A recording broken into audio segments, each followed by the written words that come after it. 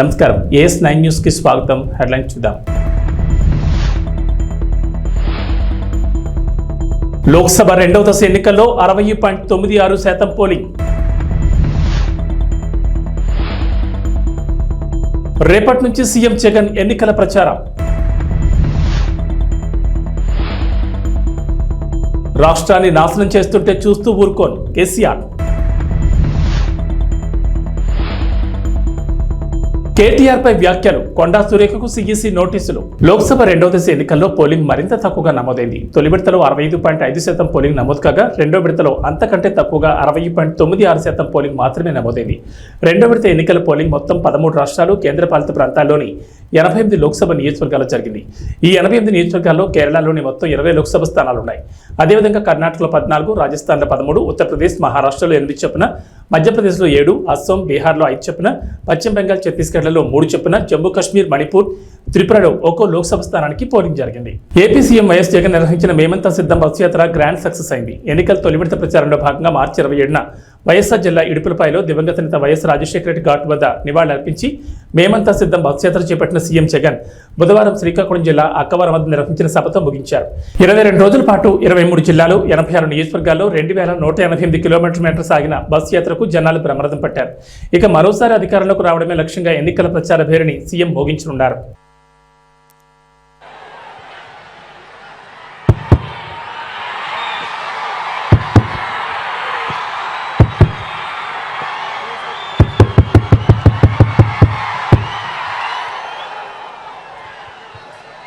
టెక్కలిలో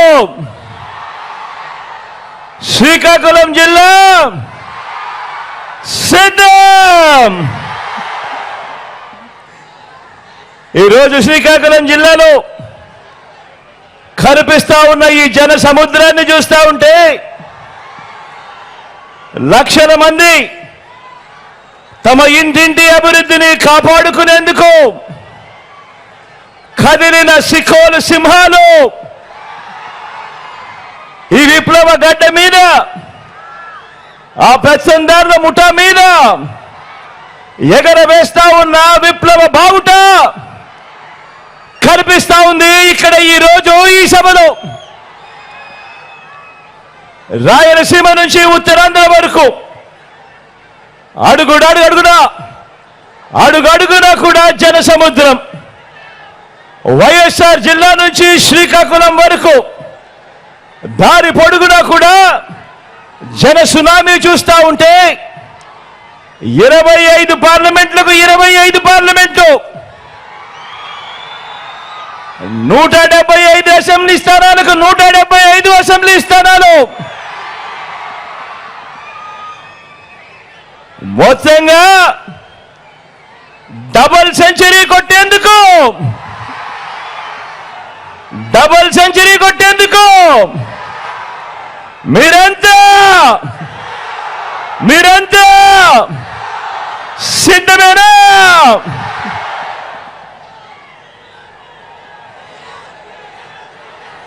ఇంటింటి భవిష్యత్తును పథకాల కొనసాగింపును నిర్ణయించే ఎన్నికలు మరో 18 రోజుల్లో జరగబోతా ఉన్నాయి. ఈ ఎన్నికలు కేవలం ఎమ్మెల్యేలను, కేవలం ఎంపీలను ఎన్నుకునేందుకు జరిగే ఎన్నికలు మాత్రమే కావు.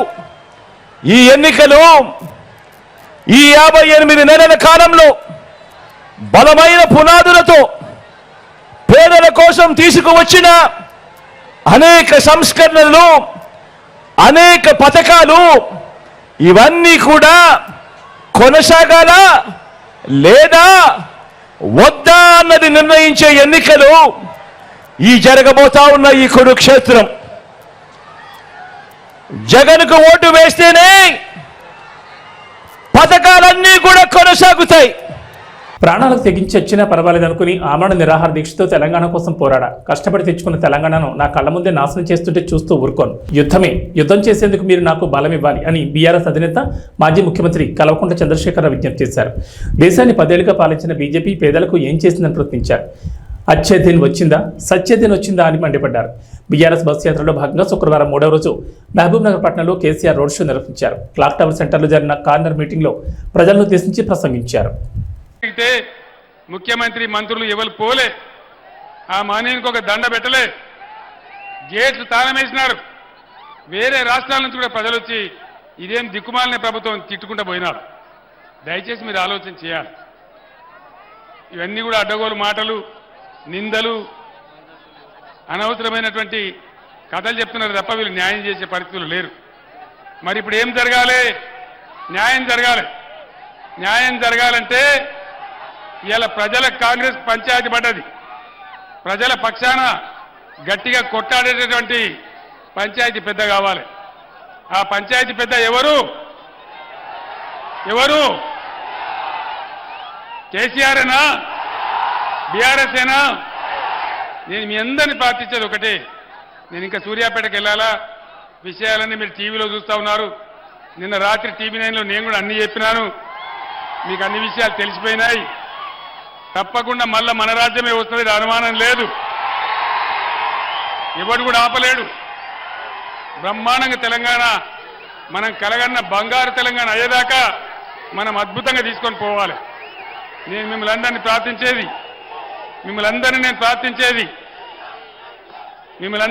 ప్రార్థించేది, పార్లమెంట్ ఎన్నికలలో బీఆర్ఎస్కు బలం ఇస్తే అది తెలంగాణ ప్రజల బలమైతుంది, తెలంగాణ ప్రజల శక్తి అవుతుంది. మీ తరఫున ఈ ప్రభుత్వం మెడలు వంచగలుగుతాం, అన్ని విధాలుగా సాధించగలుగుతాం. ఇవాళ మీరు చూపించినటువంటి ఈ స్వాగతం, ఈ ప్రేమ నా జన్మలో కూడా నేను మర్చిపోను. ఇంత అద్భుతంగా మీరు ఏర్పాటు చేసినట్టు చాలా సంతోషం. కానీ మే 13వ తేదీ వరకు ఇదే ఉత్సాహాన్ని కొనసాగించి పార్లమెంటులో కృష్ణారెడ్డి గారికి ఓటేసి, కారు గుర్తుకు ఓటేసి మీరు గెలిపించాలి. ఇవాళ 10-12 ఎంపీలు మనం గెలిస్తే తెలంగాణలో భూమి ఆకాశం ఒకటి చేసేంత పోరాటం చేస్తాను, నేను మనవి చేస్తా ఉన్నాను. మీరిచ్చే బలంతోనే కేసీఆర్ కానీ బీఆర్ఎస్ కానీ పోరాటం చేయగలుగుతారు, మీకు న్యాయం చేయగలుగుతారు, హామీలు అమలు చేయించగలుగుతారు, ఈ కాంగ్రెస్ ప్రభుత్వం మెడలు వంచగలుగుతారు, రైతులకు న్యాయం జరుగుతుంది, కరెంటు చక్కగా వస్తుంది. కాబట్టి దయచేసి ఈ ఎన్నికల్లో బీఆర్ఎస్ అభ్యర్థి కృష్ణారెడ్డి గారి కారు గుర్తుకు ఓటేసి గెలిపించాలని మీ అందరినీ కూడా కోరుతూ నేను సూర్యాపేటకు బయలుదేరుతా ఉన్నా. జై తెలంగాణ, జై తెలంగాణ, జై తెలంగాణ. కారు గుర్తుకే, జై తెలంగాణ. మంత్రి కొండా సురేఖపై కేంద్ర ఎన్నికల సంఘం ఆగ్రహం వ్యక్తం చేసింది. బీఆర్ఎస్ వర్కింగ్ ప్రెసిడెంట్ కేటీఆర్పై ఇటీవల చేసిన అనుచిత వ్యాఖ్యల నేపథ్యంలో ఆమెను ఈసీ హెచ్చరించింది. ఎన్నికల వేళ జాగ్రత్తగా మాట్లాడాలని సూచించింది. ఆరోపణ చేసే సమయంలో బాధ్యతగా వ్యవహరించాలని, స్టార్ క్యాంపెయినర్గా మంత్రిగా మరింత బాధ్యతగా ఉండాలని హితవు పలికింది. కాగా ఈ నెల 1వ తేదీన వరంగల్లో జరిగిన ఎన్నికల ప్రచారంలో కేటీఆర్పై మంత్రి కొండా సురేఖ విమర్శలు గుప్పించారు. ఫోన్ ట్యాపింగ్ వ్యవహారంలో కేసీఆర్ కేటీఆర్పై తీవ్ర ఆరోపణలు చేశారు. ఫోన్ ట్యాపింగ్తో ఎంతో మంది హీరోయిన్లను బ్లాక్మెయిల్ చేశారని, అధికారులను బదిలీ చేశారని, అనేక మందిని ఉద్యోగాలు కోల్పోయి జైలుకు వెళ్లేలా చేశారని ఆరోపించారు. ఈ వ్యాఖ్యలపై బీఆర్ఎస్ అభ్యంతరం వ్యక్తం చేస్తూ ఎన్నికల సంఘం దృష్టికి తీసుకెళ్లింది. బీఆర్ఎస్ నేత దాసు శ్రవణ్ ఈసీకి ఫిర్యాదు చేసిన క్రమంలో నేడు మంత్రి వ్యాఖ్యలు తప్పుపట్టింది ఎన్నికల సంఘం. అధికారంలో ఉన్న మాకు తెలుసు, మరి ప్రజల సొమ్మునంతా దుర్వినియోగం చేసి ఈ రోజు మీరు కోట్లు దండుకొని ఒక పక్క నీ బిడ్డ లిక్కర్ స్కామ్ లో మరి 100 కోట్ల కోసం జైల్లోకి పోయింది, నీ కొడుకేమో ఫోన్ ట్యాపింగ్ చేసుకుంటూ ఈ రోజు ఎంతో మంది హీరోయిన్లు అటువంటి వాళ్ళని కూడా బ్లాక్ మెయిల్ చేసి కొంతమంది అధికారులను ఈరోజు బలి చేసి వాళ్ళ ఉద్యోగాలు పోయి జైళ్లలోకి పోయేటువంటి పరిస్థితి తీసుకొచ్చిండు. మరొక పక్క కాళేశ్వరం మేడిగడ్డ గట్టి మరి మీరు మొత్తానికి కాళేశ్వరాన్ని మేడిగడ్డను కూడా ఈరోజు కూల్చాలా, ఏం చేయాలో తెలియనటువంటి పరిస్థితుల్లో మీరు వదిలిపెట్టిపోవడం అనేది చాలా బాధాకరం. అధికారంలో ఉన్న మాకు తెలుసు, మరి ప్రజల సొమ్మునంతా దుర్వినియోగం చేసి నాకు ఎలాంటి ఇల్లీగల్ వ్యవహారాలతో నాకు సంబంధం లేదు. ఫోన్ ట్యాపింగ్ అని చెప్పి లీకు వీరుడు రేవంత్ రెడ్డి గారు పాపం డైరెక్ట్గా ప్రెస్ కాన్ఫరెన్స్ పెట్టే దమ్ము లేదు, డైరెక్ట్గా ఆధారాలు ప్రజల ముందు పెట్టే దమ్ము లేదు, ఏముందో విషయం ఎవరికి తెలియదు. పోలీస్ రిమాండ్లో ఉన్న వాళ్ళకి కూడా ఫోన్లకు వెళ్ళి మీకు లీకులు వస్తాయి. ఈయన లీకు వీరుడు. మరి లీకు వీరుడు ఏదో కష్టపడి నా క్యారెక్టర్ అసాసినేషన్ చేయాలనే ప్రయత్నంలో చాలా బలంగా ఉన్నాడు. ఎవరో హీరోయిన్లను నేను బెదిరించిన అంటది ఆ మంత్రి. ఆమెకు నెత్తుందా లేదా నాకు తెలియదు. నాకు అంత కర్మ ఏంది, నాకు ఈ దిక్కుమాలిన పనులు చేయాల్సిన పరిస్థితి ఏంది, నాకు ఎలాంటి ఫోన్ ట్యాపింగ్ వ్యవహారంతో నాకు ఎలాంటి సంబంధము లేదు. ఈ అడ్డమైన మాటలు ఎవరైనా మాట్లాడితే, చెత్త మాటలు ఎవరైనా మాట్లాడితే వారు మంత్రి అయినా ముఖ్యమంత్రి అయినా తాట తీస్తాము, లీగల్గానే చూసుకుంటాం. తాట తీస్తామంటే మళ్ళీ మీరు ఇదే యూట్యూబ్లో తమ్మునీళ్ళు పెట్టి తాట తీస్తామన్నాడు ఈయనకు అహంకారం ఎక్కువ అని చూపెడకూరి. అదే వినండి, తొందరపడకండి. తప్పకుండా లీగల్గానే ఎదుర్కొంటాం, న్యాయపరంగానే ఎదుర్కొంటాం. మాకు ఎవరిని బెదిరించాల్సిన అవసరం కానీ ఎవరిని. మంత్రి కొండా సురేఖకు లీగల్ నోటీసులు పంపారు బీఆర్ఎస్ వర్కింగ్ ప్రెసిడెంట్ కేటీఆర్. దీనికి సంబంధించి పూర్తి అప్డేట్స్ మా ప్రతినిధి సతీష్ ఫోన్ ద్వారా అందిస్తారు. సతీష్, కేటీఆర్ కొండా సురేఖకు లీగల్ నోటీసులు పంపించినట్లుగా తెలుస్తుంది. దీనిపై సురేఖ కూడా స్పందించినట్లుగా సమాచారం అందుతుంది. డీటెయిల్స్ ఏంటి? వర్కింగ్ ప్రెసిడెంట్ కేటీఆర్ కొద్దిసేపటి క్రితమే లీగల్ నోటీసులు ఇచ్చారు. ఆయన మీద కామెంట్ చేస్తున్నటువంటి, దాని మీద ఆరోపణలు చేస్తున్నటువంటి వాళ్ళకి లీగల్ నోటీసులు ఇచ్చారు. దాంట్లో ముఖ్యంగా మంత్రి కొండా సురేఖకు తో పాటుగా ఎమ్మెల్యే ఎన్ఎం శ్రీనివాస్ రెడ్డితో పాటుగా మరి కొంతమంది నాయకులు, అంటే కాంగ్రెస్ నాయకులు, ఆయన మీద సిరిసిల్ల నుంచి పోటీ చేసినటువంటి కేకే మహేందర్ రెడ్డి కూడా నోటీసులు ఇచ్చారు. వీటితో పాటు కొన్ని ఛానల్స్ అంటే యూట్యూబ్ ఛానల్స్ కి, మీడియా సంస్థలకు కూడా లీగల్ నోటీసులు పంపించారు. ప్రధానంగా గత వారం రోజులుగా కేటీఆర్ మీద చేస్తున్నటువంటి ఆరోపణలు ఖచ్చితంగా ప్రూవ్ చేయాలి, లేకుంటే పరువు నష్టం దావా వేస్తానని చెప్తూ కూడా కేటీఆర్ హెచ్చరించారు. ఆ చెప్పినటువంటి విధంగానే పరువు నష్టం కోసం సంబంధించి ఇప్పుడు లీగల్ నోటీసులు కూడా పంపించారు. ట్యాపింగ్ వివరాలు ముఖ్యంగా ప్రధానంగా ప్రస్తుతం ఏదైతే ఇష్యూ కొనసాగుతుందో ఫోన్ ట్యాపింగ్ సంబంధించి ఆయన లేకున్నప్పటికీ కూడా ఆయనకు ఎలాంటి సంబంధం లేకుండా తన పేరును ప్రస్తావిస్తున్నారు. అందుకోసమే నేను లీగల్ నోటీసులు ఇస్తున్నాను, అవాస్తవమైనటువంటి ఆరోపణలు చేస్తున్నా అని చెప్పి కూడా కేటీఆర్ చెప్తున్నారు. ఈరోజు ఉదయం తెలంగాణ భవన్ లో మీడియా సమావేశంలో కూడా మాట్లాడారు. దీనికి సంబంధించి లీగల్ నోటీసులు కూడా పంపిస్తాం అని చెప్పినటువంటి విధంగానే లీగల్ నోటీసులు పంపించారు. అయితే ట్యాపింగ్ కు సంబంధించి ఏమాత్రం సంబంధం లేకపోయినా తన పేరుని కుట్రపూరితంగా ప్రస్తావిస్తున్నారని కేటీఆర్ చెప్తున్నారు. తన ప్రతిష్టకు భంగం కలిగించే విధంగా మాట్లాడుతున్న వీళ్ళందరిపైన కూడా న్యాయపరమైన చర్యలు తీసుకున్నట్టు కూడా ఆయన చెప్తున్నారు. వాళ్ళతో పాటు కంటే ఎలాంటి ఆధారాలు లేకుండా కేవలం పేరుని ప్రస్తావిస్తూ ఈ విధంగా ప్రచారం చేస్తున్నటువంటి దానికోసమే తాను లీగల్ నోటీసులు పంపిస్తానని కూడా చెప్పడం జరిగింది. ఈరోజు ఉదయం చెప్పినటువంటి విధంగానే నలుగురికి మంత్రి కొండా సురేఖతో పాటుగా ఎమ్మెల్యే ఎన్ఎం శ్రీనివాస్ రెడ్డి, అదేవిధంగా కేకే మహేందర్ రెడ్డి కాంగ్రెస్ పార్టీకి సంబంధించినటువంటి సిరిసిల్ల ఇన్ఛార్జిగా ఉన్నటువంటి కేకే మహేందర్ రెడ్డి కూడా యాసంగి ధాన్యం కొనుగోళ్లు 10 లక్షల టన్నులు మైలురాయిని దాటాయి. ఇందులో 50% పైగా కొనుగోళ్లు నిజామాబాద్, నల్గొండ, సూర్యాపేట జిల్లాలో జరిగాయి. ఏప్రిల్ 24 నాటికి 1.59 లక్షల మంది రైతుల నుంచి 10.51 లక్షల టన్నుల ధాన్యాన్ని కొనుగోలు చేసినట్లు పౌర సరఫరాల సంస్థ వర్గాల సమాచారం. రైతులకు 950.19 కోట్ల మొత్తాన్ని చెల్లించారు. 1360.27 కోట్లు చెల్లించాల్సి ఉంది. 23వ తేదీ వరకు 9.44 లక్షల టన్నుల ధాన్యం కొనుగోలు చేయగా 24న ఒక్కరోజే 1.07 లక్షల టన్నులు కొన్నారు. కొనుగోలులో నిజామాబాద్ జిల్లా 2,57,167 టన్నులతో తొలి స్థానంలో ఉంది. ఆ తర్వాత 2,17,068 టన్నులతో నల్గొండ జిల్లా రెండో స్థానంలో ఉండగా 1,10,044 టన్నులతో సూర్యాపేట జిల్లా మూడో స్థానంలో ఉన్నాయి. గత ఏడాది ఏప్రిల్ 24వ తేదీ నాటికి కొనుగోలు చేసిన ధాన్యం 2.51 లక్షల టన్నులు. అప్పట్లో కొనుగోలు ఏప్రిల్ 13న ప్రారంభం కాగా ఈ ఏడాది అంతకంటే ముందు మార్చి 25 నుంచి మొదలయ్యాయి. ఆదిలాబాద్, ఆసిఫాబాద్, గద్వాల, వికారాబాద్ జిల్లాలో వరి సాగు ఆలస్యమైన పంట చేతికి రాక ఇంకా కొనుగోలు ప్రారంభం కాలేదని అధికారులు చెబుతున్నారు. దేశవ్యాప్తంగా ఎండలు మండిపోతున్నాయి. పలు రాష్ట్రాల్లో అధిక ఉష్ణోగ్రతలు నమోదవుతున్నాయి. తెలుగు రాష్ట్రాల్లోనూ ఎండలు మండిపోతున్నాయి. పగటి ఉష్ణోగ్రతలు 36 నుంచి 43 డిగ్రీల పైన నమోదవుతున్నాయి. పొద్దున్న 8 గంటలకే భానుడు తన ప్రతాపాన్ని చూపిస్తున్నాడు. ఈ నేపథ్యంలో మరో వారం రోజుల పాటు దేశంలోని పలు రాష్ట్రాల్లో ఇదే పరిస్థితి కొనసాగుతుందని భారత వాతావరణ శాఖ హెచ్చరికలు జారీ చేస్తుంది. వేసవి సెలవుల రద్దీని ఎదుర్కొనేందుకు దక్షిణ మధ్య రైల్వే ప్రత్యేక ఏర్పాట్లు చేస్తోంది. ఇప్పటికే రెగ్యులర్ మార్గాల్లో రద్దీకి అనుగుణంగా ప్రత్యేక కోచ్ల సంఖ్య పెంచుతోంది.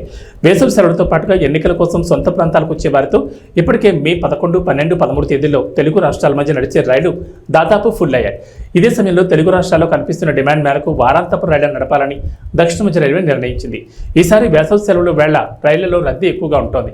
ఇప్పటికే కనిపిస్తున్న వెయిటింగ్ లిస్టుల ఆధారంగా వారాంతంలో ప్రత్యేక రైళ్లు నడపాలని నిర్ణయించింది. ప్రత్యేక రైళ్ల వివరాలను అధికారులు వెల్లడించారు. 07-234 నెంబర్ గల రైలు ఈ నెల 28 నుంచి జూన్ 30 తేదీ వరకు ప్రతి ఆదివారం సికింద్రాబాద్ నుంచి సంతర్గచ్చి వరకు నడుస్తుందని అధికారులు తెలిపారు. తెలంగాణ మహారాష్ట్ర సరిహద్దుల్లోని గడ్చిరోలి జిల్లా ప్రాణహిత తీరం ఆవల ఏనుగుల మంద సంచరిస్తుందన్న సమాచారంతో తెలంగాణ రాష్ట్ర అటవీ శాఖ అప్రమత్తమైంది. ప్రాణహిత దాటి ఏ క్షణమైన ఏనుగుల మంద కొమరంభీం జిల్లాలోకి ఎంట్రీ ఇచ్చే అవకాశాలున్నాయన్న సమాచారంతో అలర్ట్ అయింది. గుంపు నుండి తప్పిపోయి కాగజ్నగర్ కారిడార్ అడవుల్లో సంచరించి 2 రైతులను పొట్టన పెట్టుకున్న ఏనుగు తిరిగి గుంపుగా వచ్చే ప్రమాదం ఉందన్న సమాచారంతో రక్షణ చర్యలకు రెడీ అయింది. జిల్లా అడవుల్లోకి ఏనుగుల మంది వస్తే ఆ సంక్షోభాన్ని ఎలా ఎదుర్కోవాలన్న అంశంపై మేడ్చల్, మల్కాజ్గిరి జిల్లా దోలపల్లి అటవీ అకాడమీలో ప్రత్యేకంగా అటవీశాఖ వర్క్షాప్ నిర్వహించింది. రాష్ట్రంలోని అన్ని జిల్లాల అటవీ ముఖ్యాధికారులు పాల్గొన్న ఈ సమావేశంలో అటవీశాఖ సంరక్షణ ప్రధానాధికారి PCCF RM డొబ్రియాల్ సిబ్బందికి, అధికారులకు పలు సూచనలు, సలహాలు చేసినట్లు సమాచారం. ఎన్నికల్లో ఓటు వేయడం ద్వారా వైకాపా అరాచక పాలనకు చరమగీతం పాడాలి. ప్రజల సంక్షేమం, అభివృద్ధి లక్ష్యంగా పనిచేసే ఎన్డీఏ కూటమి అభ్యర్థులను గెలిపించేందుకు ప్రతి కార్యకర్తగా సైనికుడిగా కాదు, సైన్యంలా పోరాడాలని సినీ నటుడు, హిందూపురం ఎమ్మెల్యే నందమూరి బాలకృష్ణ కోరారు. కందుకూరు నియోజకవర్గం, గుడ్లూరు, నెల్లూరు నగరంలో నిర్వహించిన స్వర్ణాంధ్ర సాకార యాత్రలో ఆయన మాట్లాడారు. గడిచిన 5 ఏళ్లలో రాష్ట్రంలో దోపిడీ, దౌర్జన్యాలు, అక్రమాలు, అరాచకాలతో ప్రజలను భయభ్రాంతులకు గురిచేశారు. వాటిని ప్రశ్నించిన వారిపై కేసులు పెట్టి వేధించారు. మరోసారి జగన్ అధికారంలోకి వస్తే సామాన్యులు జీవించడం కష్టమేనని బాలకృష్ణ హెచ్చరించారు. టీడీపీ సూపర్ 6ను వివరించారు. రాళ్లపాడు జలాశయాన్ని పట్టించుకొని చిన్ననాటరిపిలో ఉద్యాన కళాశాలకు భవనాలు నిర్మించాలని అసమర్థ ప్రభుత్వాన్ని విమర్శించారు. రాత్రికి నెల్లూరులోని టీడీపీ రాష్ట్ర ప్రధాన కార్యదర్శి శ్రీనివాసరెడ్డి ఇంట్లో బాలకృష్ణ బస చేస్తారు. అందరికీ నమస్కారం. నెల్లూరు ప్రవాసులందరికీ నా హృదయపూర్వక నమస్కారాలు. అది ఎక్కడి నుంచి మొదలు పెట్టాలి? నెల్లూరు పట్టణం ప్రవేశించిన దగ్గర నుంచి కూడా ముందు పిల్లలు, చెట్టు తమ్ముళ్ళు జెండాలు పట్టుకుని ఊపుతూ, అలాగే తర్వాత ఆడపడుచులు హారతులు ఇస్తూ, మన 3 పార్టీలు, తెలుగుదేశం, అటు జనసేన, ఇటు బీజేపీ పార్టీల కార్యకర్తలు వాళ్ళ ఉరుకులెత్తుతున్న ఉత్సాహం, అభిమానం, చూపిస్తున్న అభిమానం, అలాగే ఈ యొక్క మన ప్రజాస్వామ్య పరిరక్షణ కోసం బద్ధ కంకణులైన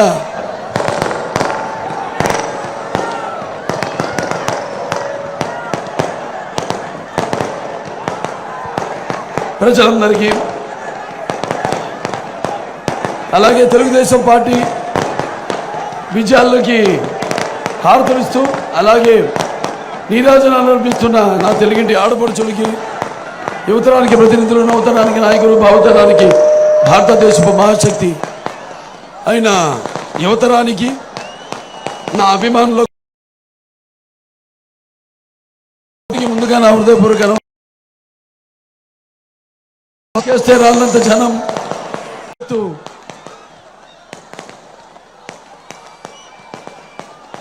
అలాగే మన పసుపు ఆత్మవిశ్వాసానికి నిజమైన సంతకం. అలా మొత్తం ఇవాళ కనిపిస్తుంది మీ అందరిలో. అలాగే నా ముస్లిం పెద్దలకు, అలాగే ముస్లిం సోదర సోదరిమణులందరికీ, ముత్తవల్లీలకు, ఇమాంలకు, మౌజన్లకు అందరికీ కూడా నేను నా అస్సలాము అలైకుం వ రహమతుల్లాహి వ బరకాతుహు.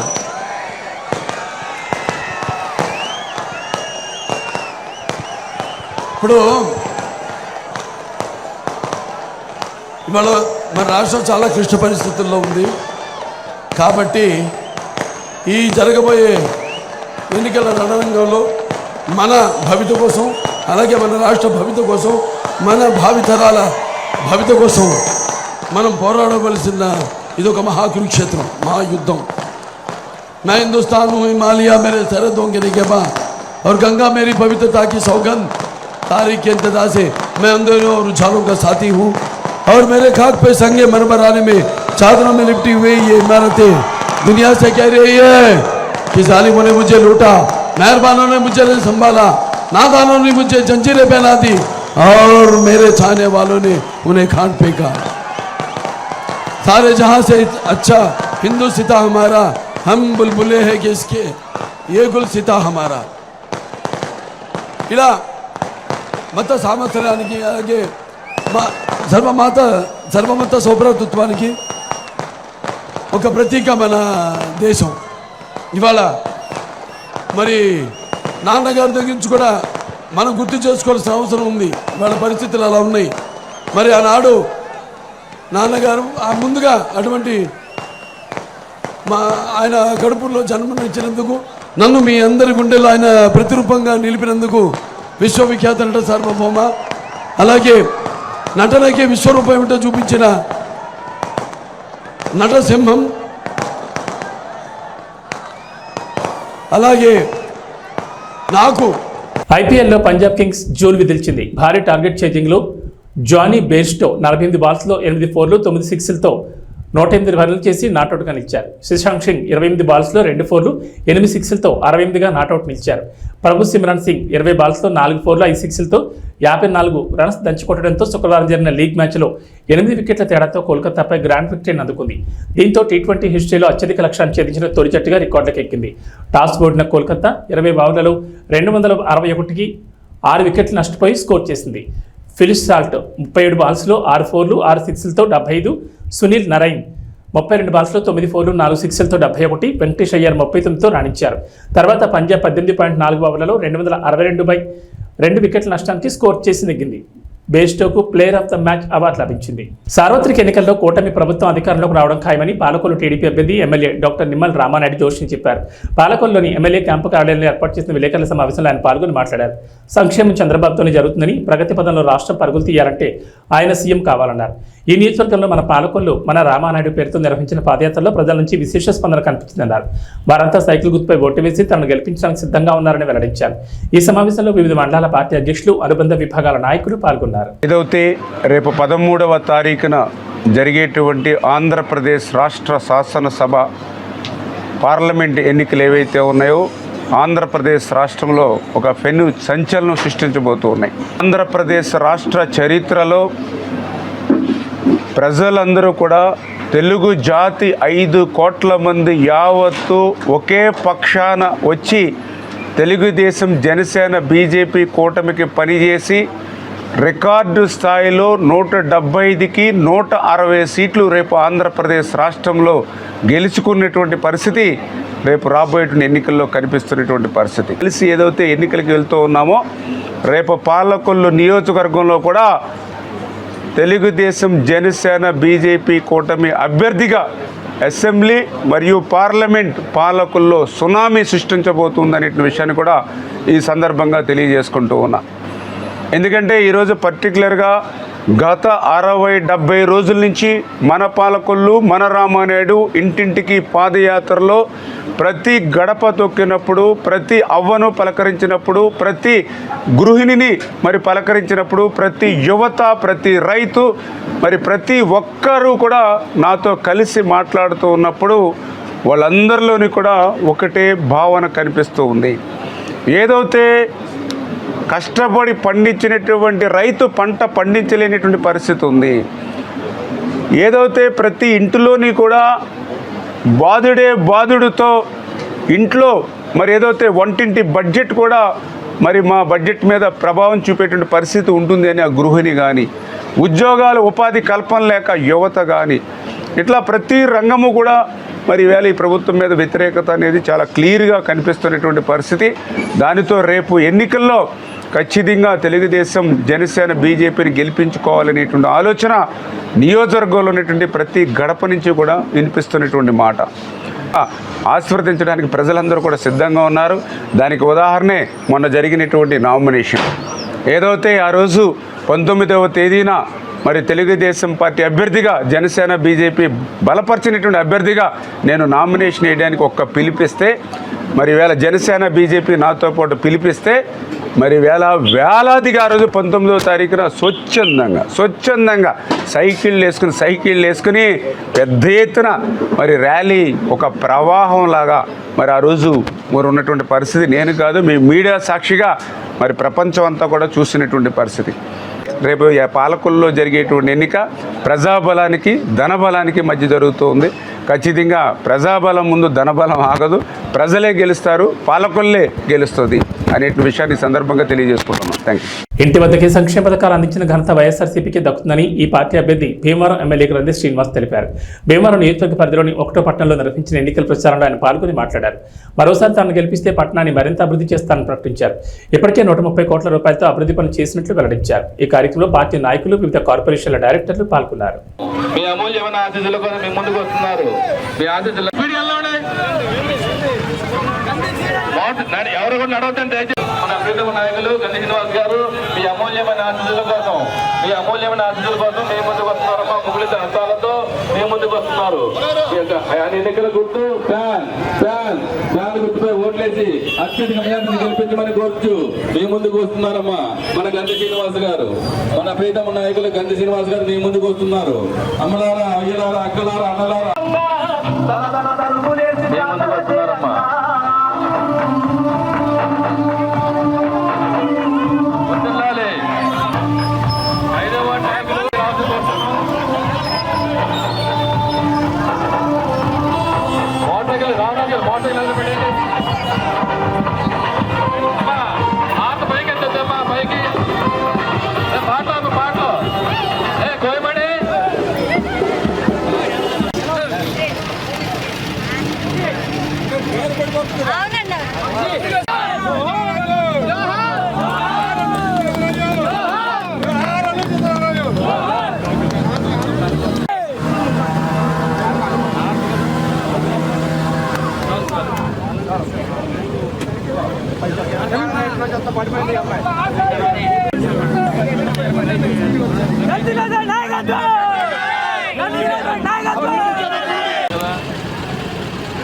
దయచేసి మోటార్ సైకిల్ రేస్ చేయడం కానీ హార్న్లు కొట్టడం, వెళ్ళాలండి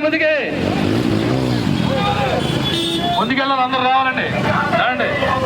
ఎవరు రాకూడదు దయచేసి.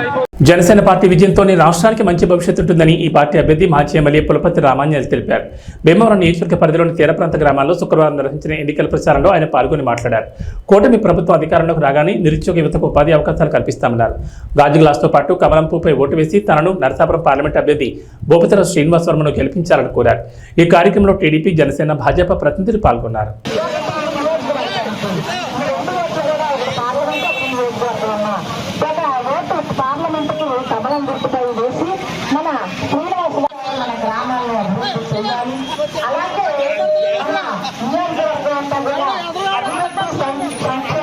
సాధించాలి అన్న ముఖ్య ఉద్దేశంతో మరొకసారి మీ ముందుగా వస్తున్నారండి.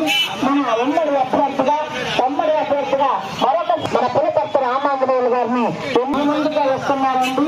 మన ఉమ్మడి అభ్యర్థిగా మరొక మన పులపర్తి రామాంజనేయులు గారిని ఎమ్మెల్యే. రాష్ట్రంలోని ప్రజలు మళ్లీ జగనన్న పాలనే కావాలని ఉండి వైఎస్ఆర్సీపీ అభ్యర్థి పీవీఎల్ నరసింహరాజు తెలిపారు. నియోజకవర్గ కేంద్రమైన ఉండిలో నిర్వహించిన వైఎస్ఆర్ కాంగ్రెస్ పార్టీ కార్యకర్తల ఆత్మీయ సమావేశంలో ఆయన పాల్గొని మాట్లాడారు. ప్రభుత్వం ప్రవేశపెట్టిన పథకాలు పేద ప్రజలను అభివృద్ధి వైపు నడిపిస్తుందన్నారు. ఫ్యాన్ గుర్తుకు బొట్టు వేసి జగన్మోహన్ రెడ్డిని మరోసారి ముఖ్యమంత్రిని చేయాలన్నారు. ఈ కార్యక్రమంలో పార్టీ నాయకులు పాల్గొన్నారు. జగన్మోహన్ రెడ్డి గారు ఎప్పుడు కూడా పేదవారికి నీతి కొన్ని కార్యక్రమాలు కరోనా కష్టకాలంలో ఎవరికాళ్ళు వ్యాపారాలు చేసుకున్నారు. కానీ ఆయన సొంత రూపాయలు ఆయన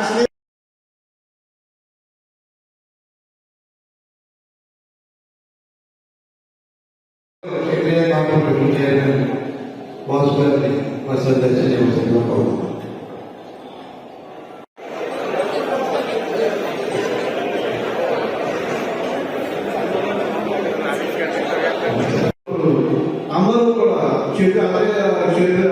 బాధ్యత చేయాలి తప్ప ఆయన కాదు. మన పార్టీ ముఖ్యం చంద్రబాబు గారు మాకు ఆయన స్నేహితులు అని చెప్పి ఆయన అంటే ఉండేది. ఆయన అందరూ కూడా బాధ్యత చేయాలి తప్ప ఆయన కాదు. మన పార్టీ ముఖ్యం చంద్రబాబు గారు మాకు ఆయన స్నేహితులు అని చెప్పి ఆయన అంటే ఉండేది. ఆయన